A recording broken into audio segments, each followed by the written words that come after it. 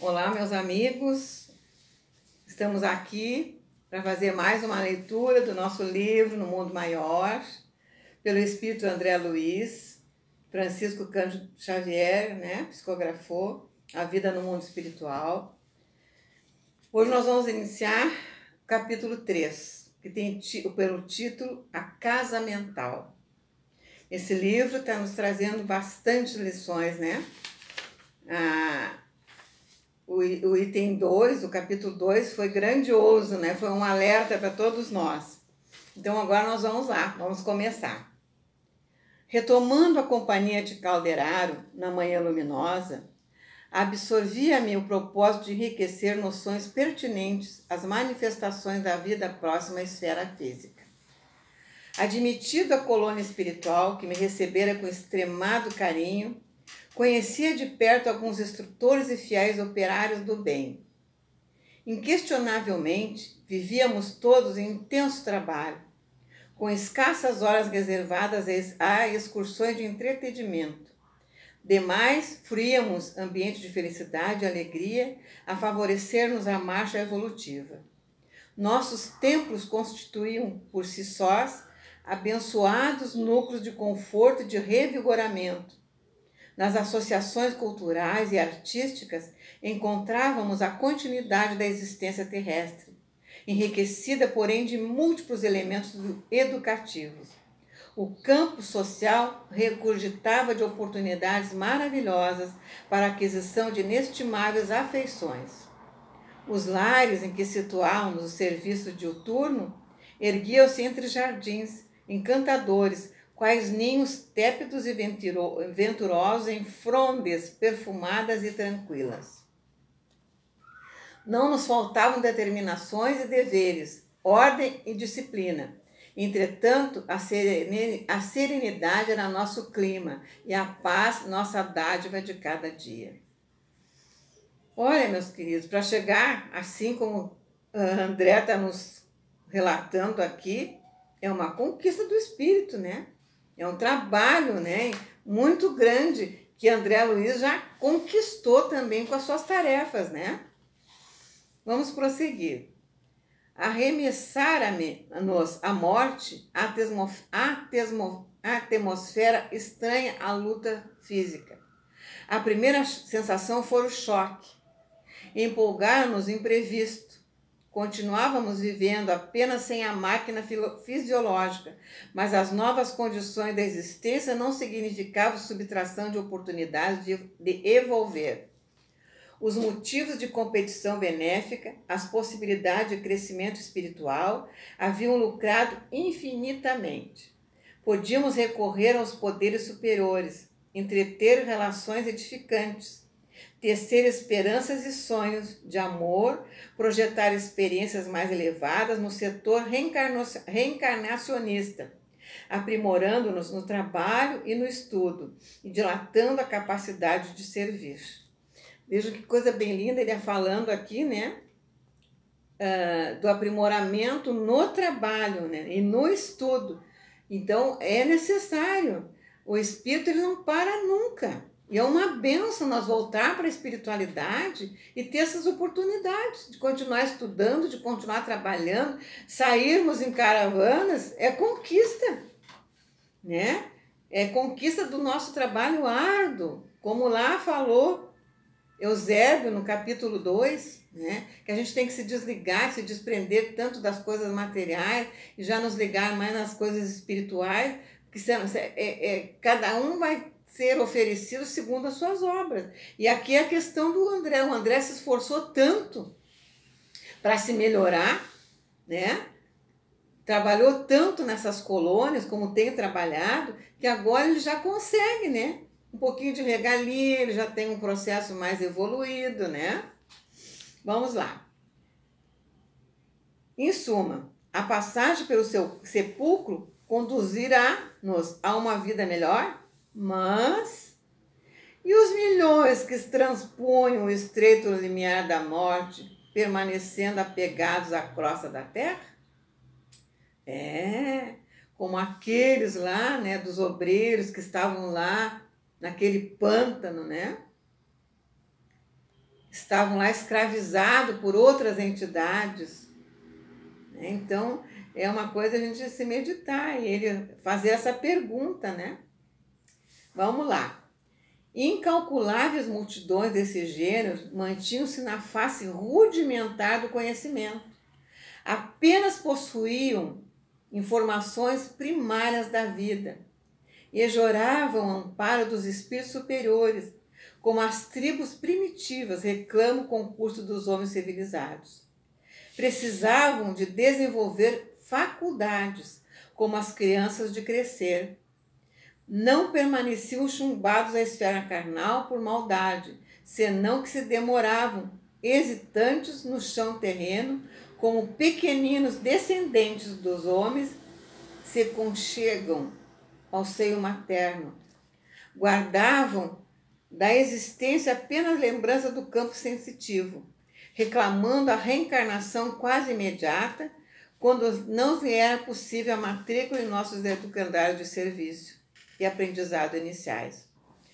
Por outro lado, verdadeiras falanges de criminosos e transviados agitavam-se não longe de nós, depois de haverem transporto às fronteiras do túmulo. Consumiam por vezes numerosos anos entre a revolta e a desesperação, personificando horridos gênios da sombra, como ocorre nos circos terrenos, com os delinquentes costumazes, segregados da sociedade sadia, mas sempre terminavam a corrida louca nos desvãos escuros do remorso e do sofrimento, penitenciando-se por fim de suas perversidades. O arrependimento é, porém, caminho para a regeneração e nunca transporte direto para o céu, razão pela qual esses infelizes formavam quadros vivos de padecimento e de horror. Naquelas colônias das trevas, né, meus amados, que ali se reúnem entidades desse tipo, né, que o remorso fica corroendo eles, e eles ficam tão virados para si mesmos que não conseguem se abrir, né, que a gente está vivenciando isso, né, essa leitura nos faz rever essas coisas, né, viver esses espíritos que são sofridos, né. Vamos ver aqui. Em várias experiências, via-os conturbados e aflitos, assumindo formas desagradáveis ao olhar, né?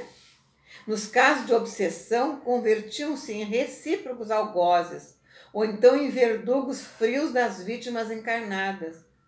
Quando errantes ou circunscritos aos vales de punição, aterravam sempre pelos espetáculos da dor e da miséria sem limites. No entanto, era forçoso convir eles, os desventurados, e nós outros, que continuávamos trabalhando em ritmo normal, atravessáramos portas idênticas. Talvez em muitos casos houvéssemos abandonado o invólucro material sob o assédio de doenças análogas, isto considerando e por desejar conhecer a divina lei, que não concede paraísos de favor, nem estabelece infernos eternais, confragia-nos o contemplar as imensas fileiras de infortunados. Efetivamente, identificar numerosos deles em câmaras retificadoras, através de múltiplas instituições de beneficência. Todavia, esses, situados na zona de amparo fraterno, apresentavam a seu favor sintomas de melhora quanto ao reconhecimento das próprias falhas ou aos créditos espirituais que gozavam mercê de certas forças intercessoras. Exatamente. Eles permanecem nessas casas, né? Como fala aqui. Como é a casa transitória, né? Que nós lemos no outro livro. Lá eles são atendidos. Mas se tem algum ente querido que intercede por eles, como as mães, né? Que vem para dar uma força, ajudá-los, fazer com que eles se comovam, né? E que eles lutem com aquele sentimento ainda tão inferior, né? E batalhem para sair daquilo ali, né? Bem interessante. Os infelizes a que aludimos provinham, porém, de outras origens. Eram os ignorantes, os revoltados, os perturbadores e os impenitentes, de alma impermeável às advertências edificantes, os infatuados e os vaidosos dos mais vários matizes, perseverantes no mal, dissipadores de energia anímica em virtude perversa diante da vida. Dissipadores da energia anímica. Quando uma criatura dessa, que se prende tanto ao mal, ela desgasta o fluido vital dela, né? Então tá aqui, ó, dissipadores de energias, né, anímica, energia das almas. Ou eles buscam nos que estão encarnados forças para continuar a caminhada, né? Por isso essas obsessões, né, essas coisas que acontecem. Vamos lá. Meu contato com eles em diversas ocasiões fora simples encontro fortuito, sem maior significação para meu esclarecimento. Por que motivo se demoravam tanto no hemisfério obscuro da incompreensão? Adiavam deliberadamente a recepção da luz? Não lhes doaria a condição de seres condenados por si mesmos a longas penas? Não experimentariam vergonha pela perda voluntária de tempo? Muita vez surpreendia-me a contemplá-los. Os traços fisionômicos de muitos desses desventurados pareciam monstruosos desenhos, provocando ironia e piedade. Que lei regeria estereotipação de suas formas? Telusia olvidado a mãe natureza, pródiga de bênção em todos os planos, ou recebiam eles esses traços de apresentação pessoal como castigo imposto por superiores desígnios? Tais interrogações que me enfervilhavam no cérebro me põem aflito por viver a possibilidade que se me oferecia. Aproximei-me de Calderaro naquela manhã, sedento de saber. Expus-lhe minhas indagações íntimas.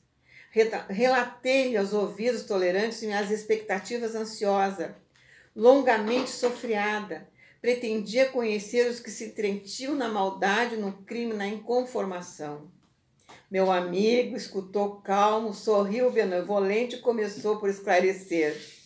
Antes de mais nada, André, modifiquemos o conceito para transformarmos em legítimos elementos de auxílio aos espíritos sofredores, desencarnados ou não. É-nos imprescindível compreender a perversidade como loucura, a revolta como ignorância e o desespero como enfermidade. Olha só a colocação do Calderaro. Ante a minha perplexidade, acrescentou o fraternal. Entendestes? Essas definições, em verdade, não são minhas. Aprendemos-las do Cristo, em seu trato divino, com a nossa posição de inferioridade na crosta terrestre.